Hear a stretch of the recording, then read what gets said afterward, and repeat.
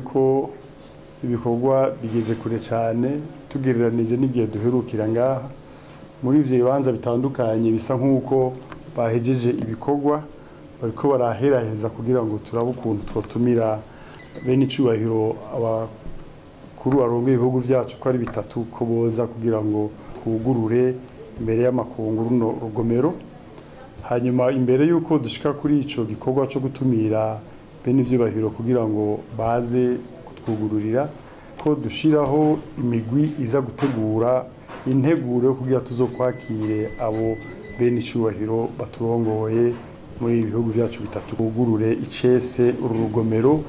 Tumvikana turavye uko ibikorwa bimeze, uko amasantrale ajya amayinite uko ari atatu ameze asa nk'uko yaheze, bari mu mafaze dese.